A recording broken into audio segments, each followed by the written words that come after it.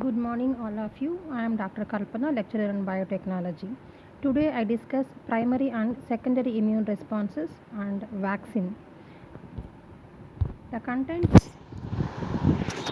the contents in this presentation are what is vaccine and importance of vaccine, immunological concept behind the vaccine, primary and secondary immune responses.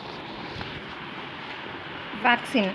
Nowadays, frequently we heard that we have to take precautions not to contract COVID 19 until we develop a vaccine for it. Contract means clinically evident. So, we are taking preventive measures that are follow lockdown rules, wearing a face mask when we go out, sanitizing hands frequently, maintaining social distancing, etc. Because at present no specific therapy is available for COVID 19. Similarly, no vaccine is available for it. So, what does the vaccine do? The answer is it protects us. Then the immediate question is how it protects us. What is the immunological concept behind this? Now we see how the primary response occurs in the body. If any invader comes to our body, immediately the innate immune system comes to first line defense. It is non-specific. Examples are skin as a barrier, mucus secretion, acid secretion in stomach, coughing, sneezing, etc. Then the adaptive immunity comes. In that, macrophages come to the invader, they engulf the invader and process it. These macrophages are professional antigen presenting cells. So, after processing, these antigenic peptides or molecules are presented to T cells through MHC, that is major histocompatibility complex. Then T cells secrete some cytokines, for example interleukin 2, which attract naive B cells. Naive means innocent B cells. One type of B cells will be selected based on the receptor present on it. That means it has compatible receptor for that presented antigen. Then it goes for clonal expansion. In this process, many cells are produced, similar cells to that B cell which has selected, and some of the cells become plasma cells. So these plasma cells are the antibody producing cells. A small portion of cells become memory cells. The period and events occur between the first exposure of antigen and secretion of antibodies is known as primary immune response. Usually it takes 15 to 20 days and sometimes some months too. It has lag phase where no antibody is produced after the antigen exposure.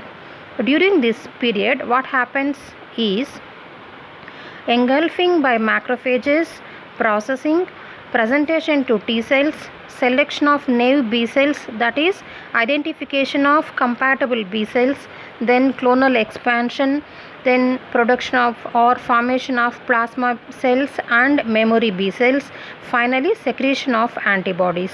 So in this primary immune response, IgM is the major type or major class of the antibodies. Then slowly IgG will be secreted. Then we discuss regarding secondary immune response. This is the immune response mounted by our own immune system if the same antigen again invades us. So already we have memory B cells which remember the antigen. So immediately they go for clonal expansion, formation of plasma cells and production of antibodies. It takes a very short period of time, that is 3 to 5 days. Here in the secondary immune response, a very short lag phase will be there or sometimes no lag phase at all. So within this short duration, short duration of exposure, antibodies are circulated, mainly IgG type. If we see the amount of antibodies produced during secondary immune response is 100 to 1000 times more than the primary immune response, and this secondary immune response is long lasting compared to primary immune response. Then we come to vaccine. Our question is how vaccine protects us.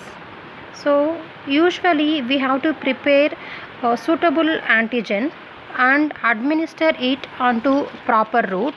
Then what happens? It acts as primary exposure to the immune system.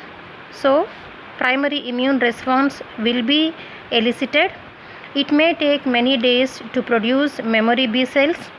If the actual exposure occurs with the invader or the pathogen, immediately the secondary immune response will be initiated. So we know that the secondary immune response is fast and strong than the primary immune response. I feel you understood the concept of vaccine, that is primary and secondary immune response.